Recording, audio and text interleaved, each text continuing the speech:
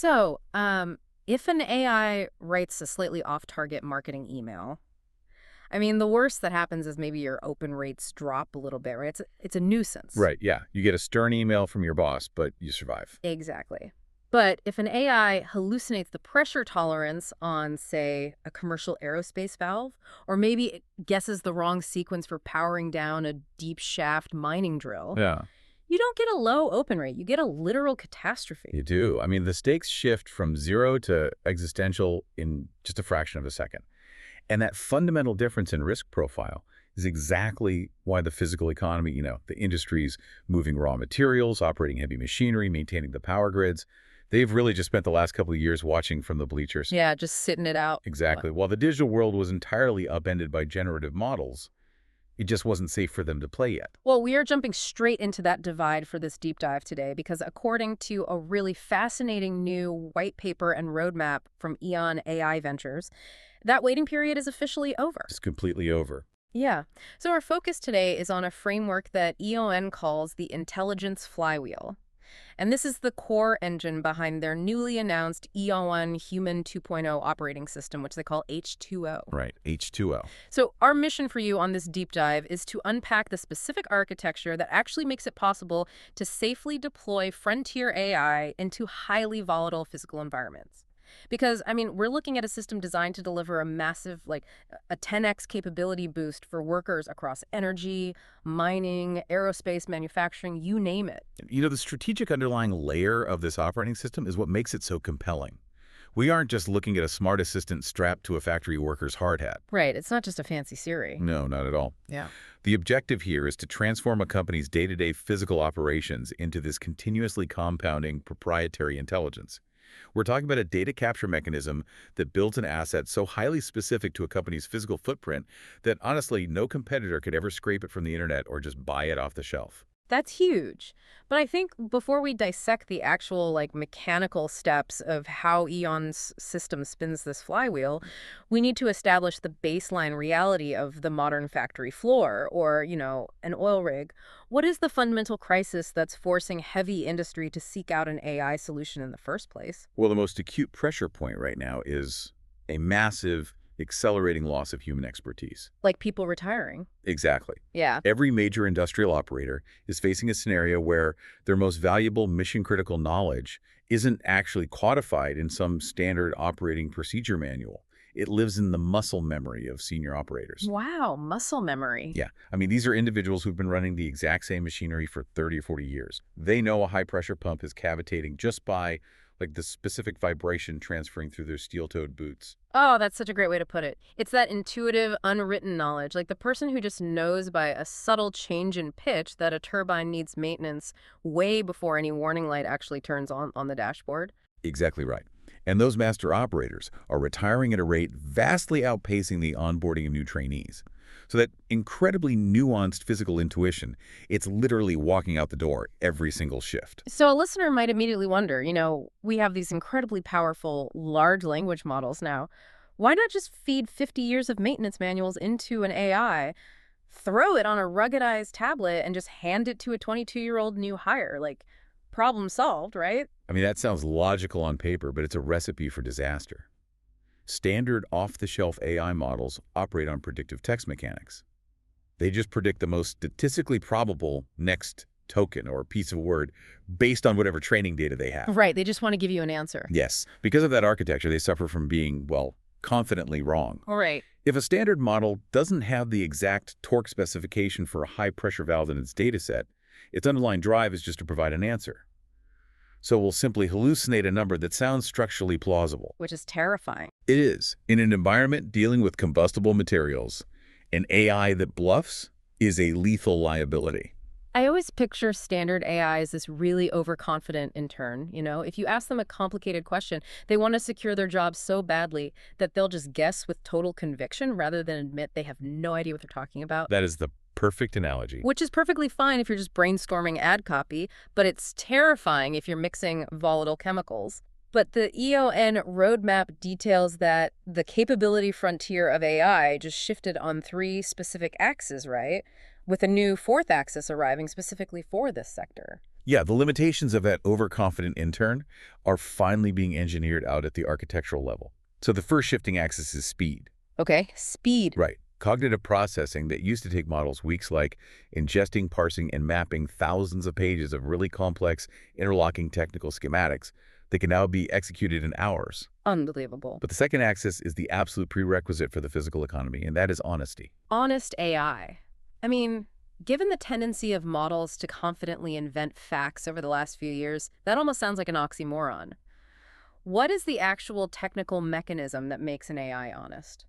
It really comes down to training the model's internal architecture to mathematically measure its own uncertainty. The newest generation of models evaluates the statistical confidence of its own outputs before speaking. Okay, so it checks its own math. Exactly. If the confidence score drops below a really stringent threshold, the model is trained to aggressively flag that uncertainty. Instead of bluffing a torque spec, it just throws an error. It explicitly states, I only have a 40% confidence rate on this specification, and it halts the predictive generation and escalates the decision to a human supervisor. Oh, wow. That behavioral shift from guessing to escalating is the technical foundation of physical safety. So the overconfident intern is basically replaced by a brilliant but highly cautious apprentice. The apprentice who immediately raises their hand and halts the assembly line the second a variable looks even slightly anomalous. That's exactly it.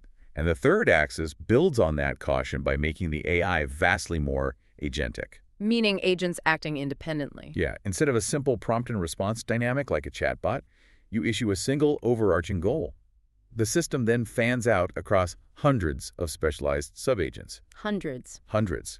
One agent might parse the technical manual, another queries real-time weather conditions affecting the facility, a third models the thermodynamic stress on the equipment, and maybe a fourth cross-references the proposed action against regional safety regulations. They actually verify each other's parameters before presenting a unified solution. Which perfectly sets up the newly arriving fourth axis, right? Like the absolute apex of this technology that's mentioned in the white paper. EON introduces this new class of AI called Mythos. Yes, the Mythos class. This represents a much higher intelligence tier engineered explicitly for the hardest, highest consequence decisions in the physical world. So this is not just ChatGPT for factories. No, not at all. It is not a generalized chatbot architecture. Mythos is heavily constrained by physics, chemistry, and strict regulatory frameworks. So if a standard model suggests a chemical mixture that would theoretically yield a better industrial output, the Mythos layer actually understands the thermodynamic reality that the resulting exothermic reaction will just melt the containment vessel. It knows things will melt. That's incredible. Right. It provides the heavy cognitive horsepower required to navigate highly constrained, zero margin for error environments. Okay, so we have the cognitive engine in place. The AI is fast. It measures its own uncertainty to remain honest. It breaks tasks down across multiple specialized agents. And this Mythos class actually grounds those decisions in real-world physics. But, and here's the big question, an engine needs a transmission to actually put that power to the ground, right? It does. How does EON extract that 30 years of intuition out of the retiring expert's head and inject it into this highly capable AI? This leads us into the actual mechanics of what they call the Intelligence Flywheel. Yeah, having a sophisticated AI is really only half the equation here. The true value comes from a system that continuously learns the highly specific, idiosyncratic nature of your particular physical operations. So EON constructed this four-step, self-reinforcing loop designed to convert everyday human physical labor into an owned, compounding corporate asset. Okay, let's break that down. The first phase of this loop is called encode, which is driven by a system called Genesis.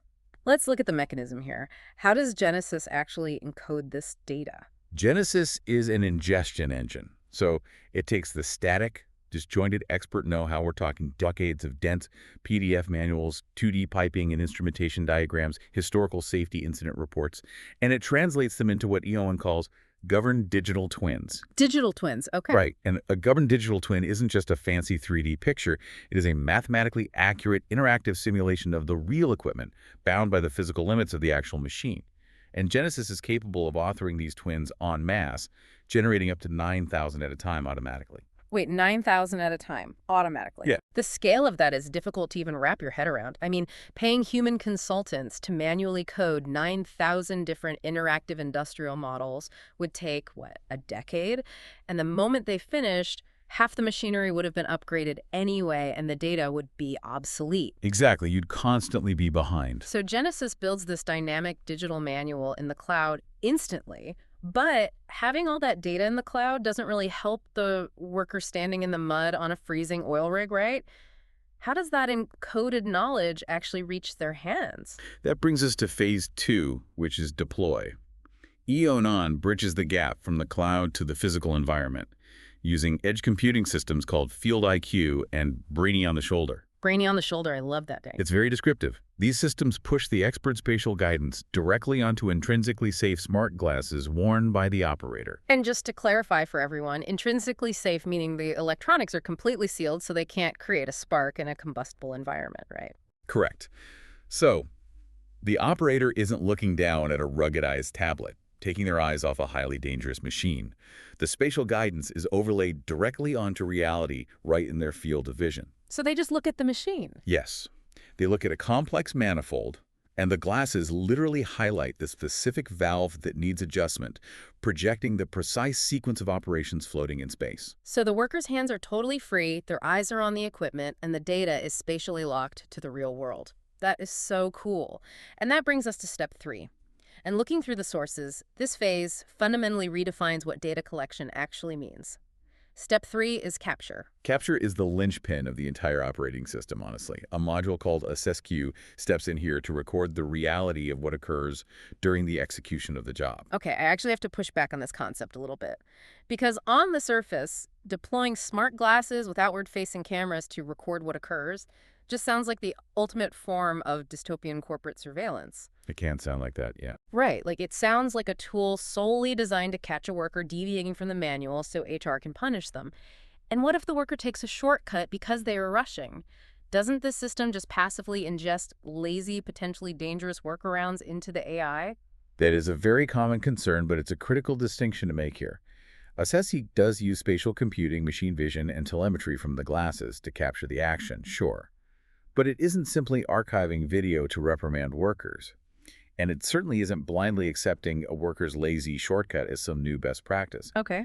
The true asset AssessEQ is hunting for is the discrepancy. The discrepancy. Yes, it is looking for the gap between the idealized written procedure, what's in the manual, and the chaotic reality of the physical world. Okay, let's ground that in a specific example so it's easier to follow. Say the digital twin from the original manual instructs the worker to turn a specific release valve 90 degrees. But the worker is standing in a facility in, let's say, North Dakota. It's 15 degrees below zero, and the metal of the valve has physically contracted. Oh, that's exactly the right scenario. Right. And they know from 5 years of experience out in the cold that if they force that frozen valve with a wrench, the seal will crack and they'll have a leak. Exactly. So the worker knows they have to apply a thermal blanket for 5 minutes before turning the valve.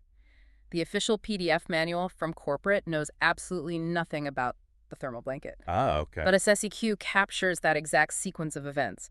It sees the worker halting the prescribed action, deploying the heat, waiting, and then executing the turn.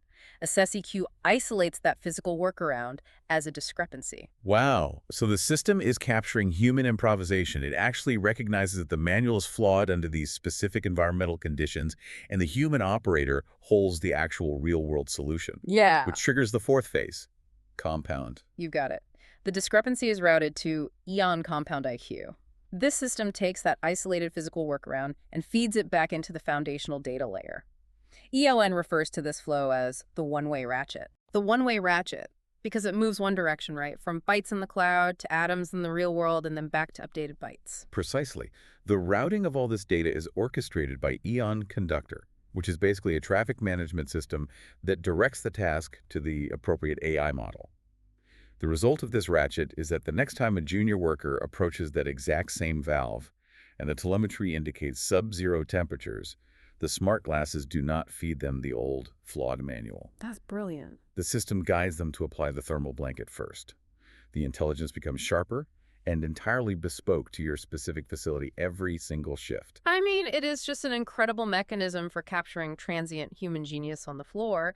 But, and here's the big but, examining the reality of corporate risk, if a system is actively capturing workarounds and then automatically rewriting operational procedures, I mean, a chief risk officer at a global energy firm is going to have a heart attack. Oh, absolutely. Right. If a SEQ captures a worker bypassing a safety interlock just to save time, how does the system prevent that catastrophic shortcut from becoming the new official procedure? How do you prevent the AI from compounding bad data? Well, governance is the barrier between a brilliant system and a catastrophic failure. EON designed this architecture to be inherently paranoid. The defense mechanism against bad data compounding is a gating system called EON Verdict, which introduces this concept of adversarial safety. Adversarial safety. So adversarial agents operating in like a hyperspeed courtroom. Let's break down the actual technical mechanics of how EON Verdict evaluates a discrepancy. Okay, so before any updated procedure generated by a worker's actions ever reaches the cloud, or certainly before it reaches the smart glasses of another employee, it hits Verdict.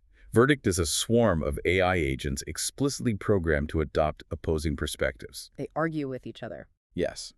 One agent might advocate for the thermal blanket workaround because it successfully opened the valve and improved efficiency.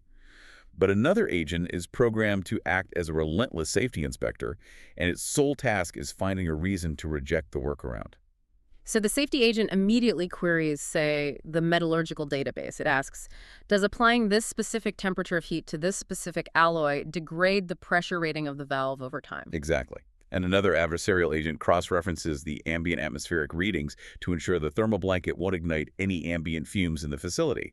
They mathematically weight the outcomes in a high-speed simulation of cause and effect. And how fast does this courtroom happen? Milliseconds. It's instantaneous. And if the adversarial safety agents find a single regulatory or physical violation, the workaround is flagged, halted, and escalated to a human engineer. Absolutely nothing reaches the field unverified. The system actively argues with itself to stress test the human intuition before codifying it. That is wild. And reading through the Govern and Assure framework in the white paper, this stress testing is hard-coded into specific legal and safety jurisdictions, right? The regulatory mapping is incredibly rigorous, yes. Every AI agent operating within this system is issued what EON calls a passport. This passport cryptographically ties the agent to specific real-world regulatory frameworks. For example, an agent might hold an ATEX passport, meaning it operates strictly within the safety standards for explosive atmospheres, where a single spark can ignite airborne particulate. Right, ATEX is crucial in Europe. Or maybe it holds an API passport governing oil and gas pressure standards, or even just an OSHA passport for general workplace safety in the U.S. Exactly. And an agent is technically restricted from suggesting or approving any action outside the boundaries of its assigned passport. To further assure that nervous chief risk officer, the system maintains a trust ledger. A trust ledger. Yeah. This is an empirical cryptographic log of all the AI model's behavior over time. It provides mathematical proof that the agents possess a verified tendency to halt and escalate issues rather than overstate their abilities. Every single decision is logged, fully reversible, and mathematically audited. So transitioning from the theoretical safety to practical application, because large industrial enterprises are notoriously slow to adopt new software. They have decades of legacy infrastructure. Decades. You can't just walk into a 100-year-old manufacturing giant and tell them to delete all their existing compliance software. So how does EON actually integrate this cutting-edge flywheel with systems built 20 years ago? Well, EON avoids the friction of a rip-and-replace strategy by making the system completely bilingual. The intake mechanism is designed to ingest legacy SCORM content. SCORM. I feel like anyone in corporate training just shivered. Right. SCORM is a very old, highly rigid e-learning standard. It's essentially the format for every static, boring corporate training slide deck from the last 20 years. Genesis actually digests that legacy SCORM data to build those initial digital twins we talked about. Okay, so it takes the old stuff in, but the output side of the flywheel is entirely different, right? Vastly different. Once the flywheel spins, the worker performs the task, and Verdict verifies the discrepancy. The system emits the newly codified field reality in XAPI format. XAPI. Right, XAPI is a modern dynamic telemetry format designed to track real-world experiences. So that verified intelligence flows seamlessly back into the enterprise resource planning systems and the learning management systems that the company already relies on. No ripping and replacing needed. Okay, so stepping back to look at the macro picture of H2O, we have AI models that measure their own uncertainty to remain honest. We have the flywheel, capturing the discrepancy between the manual and reality. We have adversarial agents stress testing those discrepancies against physical laws. What is the ultimate, measurable, positive impact on the workforce actually out on the floor? EON defines this outcome as the creation of a human 2.0 workforce. The compounding effect of this flywheel creates three distinct, really massive shifts in capability. First, human knowledge finally outlives the human operator. That's beautiful. It is that senior master technician's nuanced judgment ceases to be a fleeting moment in time. It is captured, verified, and transformed into a permanent corporate asset that continues to train the workforce long after they've retired. Yeah, that's huge. And second, the onboarding bottleneck is just completely shattered, right? A new trainee isn't sitting in a break room clicking through a static SCORM slide deck for 3 weeks. Oh, thank goodness. Their time to competency is drastically accelerated because they have the aggregated, verified experience of every master operator who came before them, literally guiding their hands spatially in real time on the actual machinery. Exactly. And third, the framework creates a measurable reduction in safety incidents.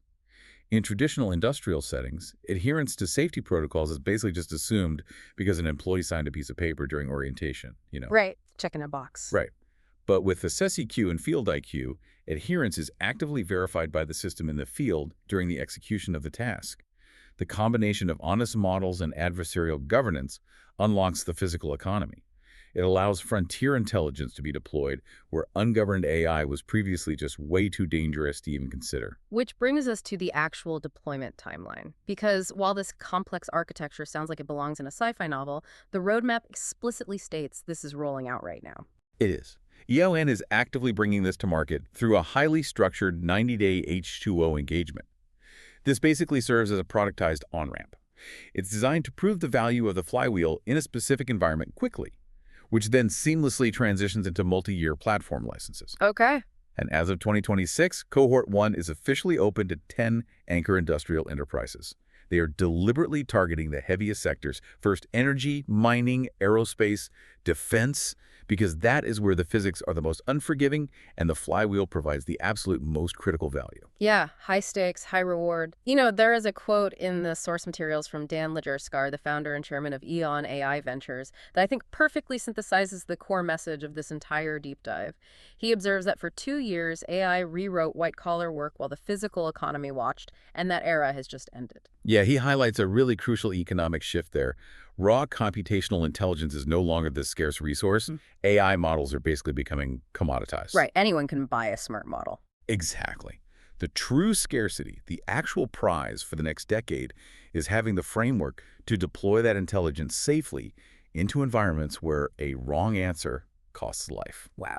So as we conclude this deep dive, I want to leave you, the listener, with a final thought to mull over based on everything we've explored regarding Assess EQ and the capture of that discrepancy. We've established that every physical adjustment, every brilliant real-world workaround, and every subtle intuition a worker displays on the factory floor is now captured, stress-tested, and used to train a company's proprietary AI. Right. If that is true, how does that fundamentally rewrite the definition and value of blue-collar work? I mean, the physical worker completely ceases to be a mere executor of instructions. Exactly. If your physical intuition on an oil rig is actively programming and compounding the intelligence of the company's central operating system, aren't frontline industrial workers about to become the most important high-value software developers in the world? They absolutely are. Their hands are no longer just turning wrenches. Their hands are literally writing the code of the future. The era of AI safely contained behind a keyboard is over. It is finally equipped to get its hands dirty. Well, thanks for joining us on this deep dive. We'll catch you on the next one.